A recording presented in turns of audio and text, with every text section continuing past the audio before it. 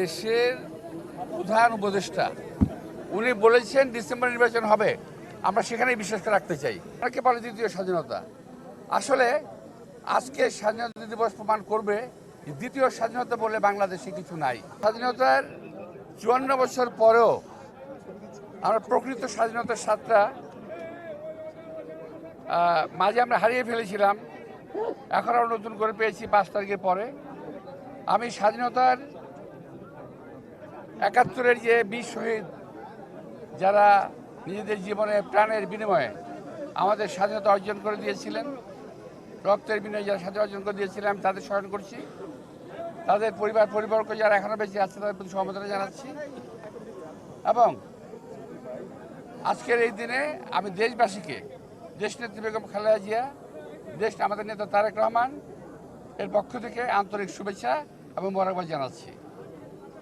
প্রিয় ভাইরা, আমরা এই মাত্র কিছুদিন আগে ৫ই আগস্ট, জুন, জুলাই, আগস্টের মধ্যে ছাত্র জনতা আন্দোলনের মাধ্যমে আমরা নতুন করে আমরা স্বৈরাচারকে তাড়িয়ে নতুন একটা আস্বাদ পেয়েছি।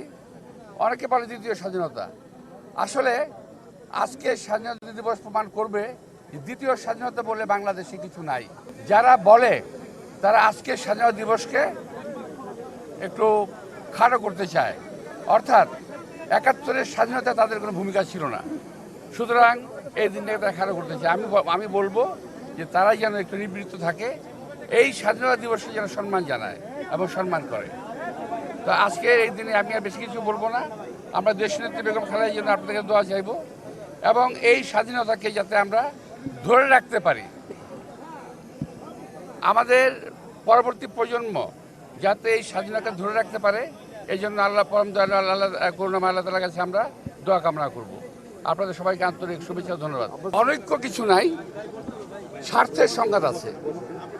প্রত্যেকটা দলের যার যার একটা ইথিক্যাল জায়গা আছে, যার যার একটা মতাদর্শ আছে, যার যার মতাদর্শ থেকে তারা একটা কথাবার্তা বলে যাচ্ছে। এটা অনৈক্য আমি বলবো না, তবে যদি অনেক কেউ বলে, এটাকে আমি এমন করে বলবো যে এমন সময় যদি কখনো আসে জাতীয় বৃহত্তর ঐক্যের প্রয়োজন পড়বে, দেশের স্বাধীনতা সার্বভৌমত্বের জন্য ঐক্যের প্রয়োজন পড়বে, তখন কিন্তু আমরা সবাই এক হয়ে যাবে, এখানে কোনো ভুল নাই। এখন দলীয় আদর্শের ভিত্তিতে হয়তো আমরা আলাদা আলাদা কথা বলতেছি, বিভিন্ন রকম কথা বলতেছি, হতে পারে, কিন্তু যখন প্রয়োজন আসবে তখন কিন্তু বাংলাদেশের জনগণ এক হয়ে যাবে স্বাধীনতা সার্বভৌমত্বের স্বার্থে। দেশের প্রধান উপদেষ্টা উনি বলেছেন ডিসেম্বর নির্বাচন হবে, আমরা সেখানেই বিশ্বাস রাখতে চাই, এখানে আমরা আমাদের বিশ্বাসের পরিবর্তন করতে চাই না। বাংলাদেশের প্রতিটা রাজনৈতিক দলই প্রতিপক্ষ।